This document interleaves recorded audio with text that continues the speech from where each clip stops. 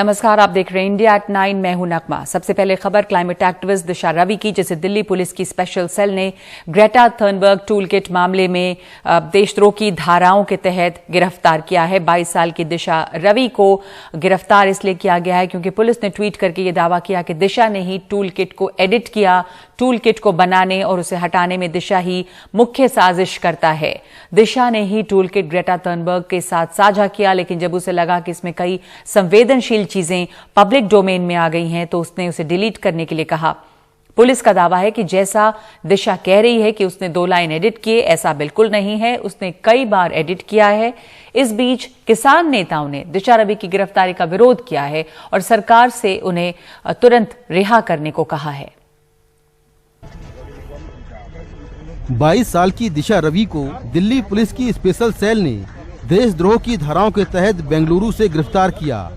दिशा climate activist हैं। उन पर आरोप है कि किसानों को लेकर जो टूल किट स्वीडन की पर्यावरण एक्टिविस्ट ग्रेटा थनबर्ग ने ट्वीट की थी, उसको बनाने, एडिट करने और उसे आगे भेजने में दिशा रवि की अहम भूमिका है। वो मुख्य साजिशकर्ताओं में एक हैं।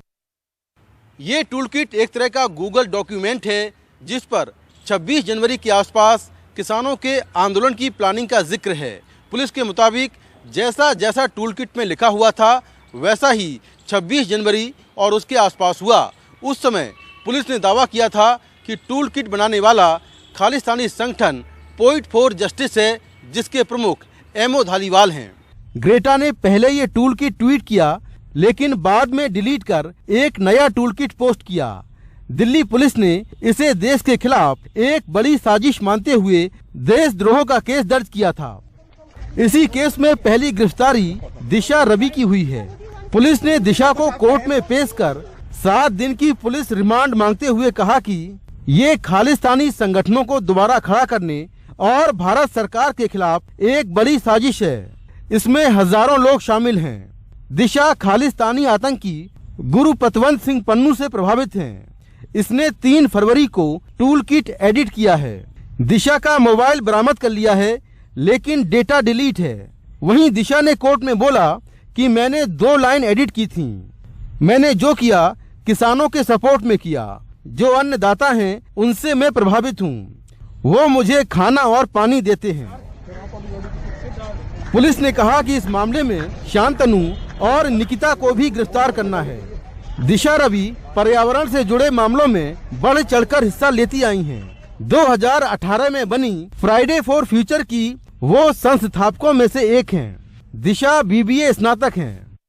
सरकार उन लोगों को गिरफ्तार करती है जो सवाल पूछते हैं। दिशा को इसीलिए गिरफ्तार किया क्योंकि उसने सवाल पूछा।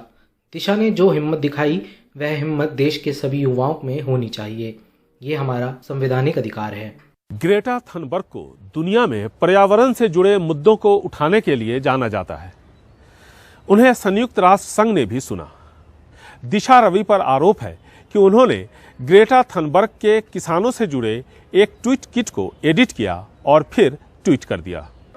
दोनों पक्षों को सुनने के बाद कोर्ट ने दिशा को 5 दिन के पुलिस रिमांड में भेज दिया।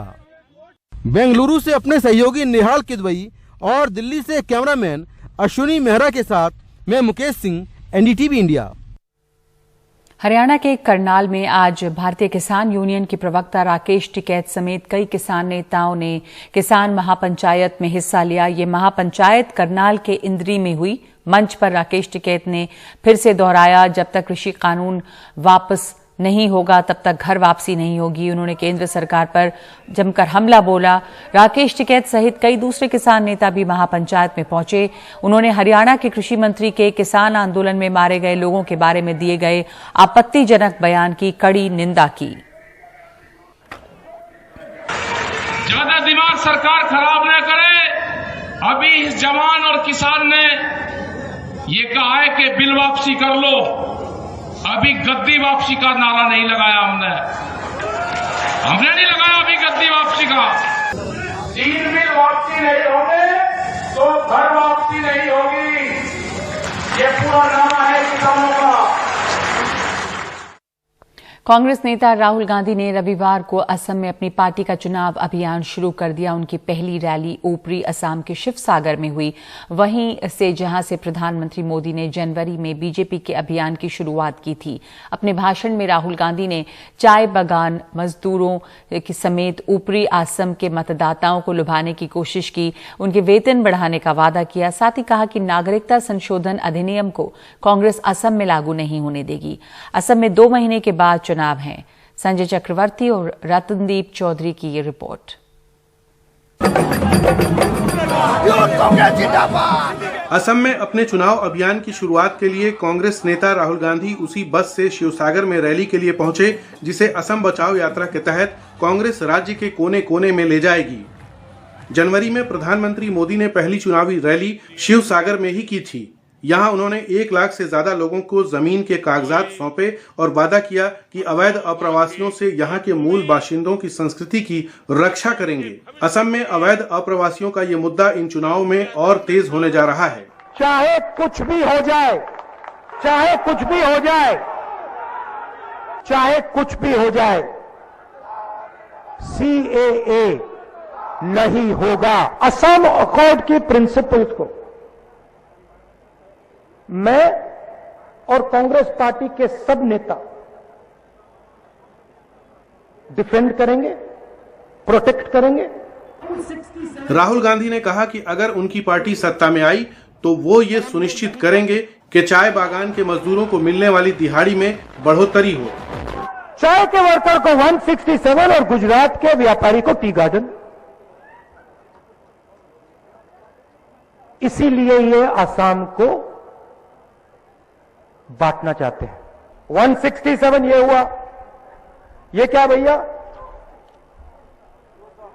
200, मतलब इससे 2 रुपए कम होंगे। और ये कांग्रेस पार्टी हर रोज टी वर्कर के जेब में डालेगी। बीजेपी कह रही है कि जो बड़े आरोप लगाए गए हैं वो जमीन पर कहीं नहीं दिखेंगे। They are enjoying bus. वो पूरे राज्य में असम बचाओ के नारे के साथ बस की सवारी का आनंद ले रहे हैं। असम को अवैध मुस्लिमों से बचाने की जरूरत है, जो असम की संस्कृति को नुकसान पहुंचा रहा है। From the immigrant Muslim people who came from Bangladesh and destroying Assamese culture, destroying Assam's identity. Assam के चुनाव अभियान में बीजेपी ने बढ़त ले ली है। प्रधानमंत्री मोदी और गृह मंत्री अमित शाह राज्य में 2-2 रैलियां कर चुके हैं। कांग्रेस भी अब जवाब में अपनी रैलियों और सभाओं में तेजी लाने जा रही है। पार्टी के कई स्टार प्रचारक जल्द ही प्रचार अभियान में उतरने जा रहे हैं और इस उम्मीद के साथ कि बीजेपी को दोबारा सत्ता में आने से रोकने में कांग्रेस कामयाब रहेगी। संजय चक्रवर्ती के साथ रतनदीप चौधरी की रिपोर्ट, NDTV इंडिया। और उत्तराखंड के तपोवन में सुरंग में चल रहे अभियान में 5 और शव निकले हैं। सुबह सूरज निकलने से पहले टीम ने सुरंग की शुरुआत से करीब 120 से 125 मीटर अंदर तक खुदाई की और 2 शव बरामद हुए। उत्तराखंड के DGP अशोक कुमार ने ये जानकारी दी। अभियान में लगी टीम सुरंग में 130 मीटर तक सुरंग साफ की गई है। अब अगली सुरंग तक पहुंचने के लिए काम को और भी तेज किया जा रहा है।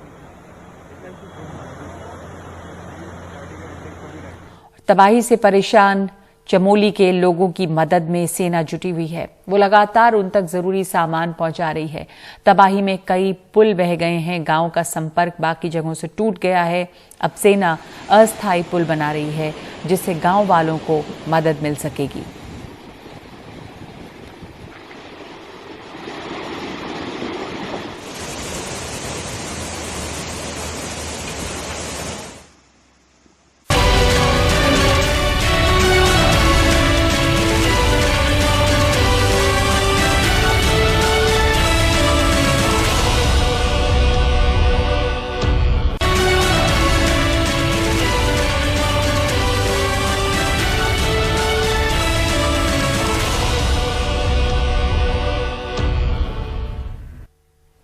जम्मू कश्मीर के पुलवामा में हुए आतंकवादी हमले की आज दूसरी बरसी है। देश भर में भी शहीदों को नमन किया जा रहा है। कई बड़े कार्यक्रमों का भी आयोजन किया गया। 2 साल पहले आज के ही दिन आतंकवादियों ने विस्फोटकों से लदे ट्रक सीआरपीएफ जवानों की बस में टकराए थे, जिसमें 40 जवान शहीद हो गए थे। जांच में पता चला कि हमले की साजिश पाकिस्तान में मौजूद जैश-ए-मोहम्मद से जुड़े आतंकियों ने रची थी। मामले में एनआईए 13,500 पन्नों की चार्जशीट दायर कर चुकी है।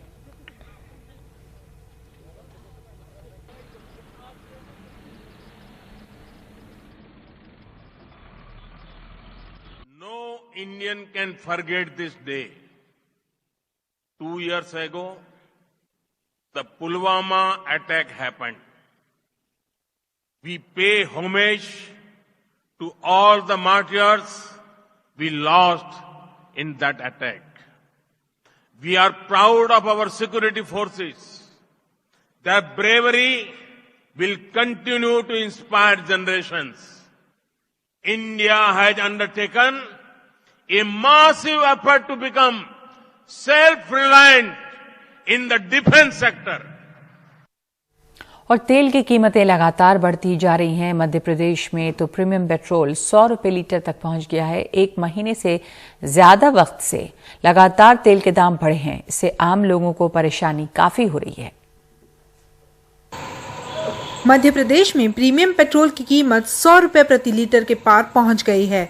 कई जगह लोगों ने 1 लीटर प्रीमियम पेट्रोल की कीमत 102 रुपए 99 पैसे प्रति लीटर दी है। गाड़ी किस्त बड़ी मुश्किल से भरा रही है।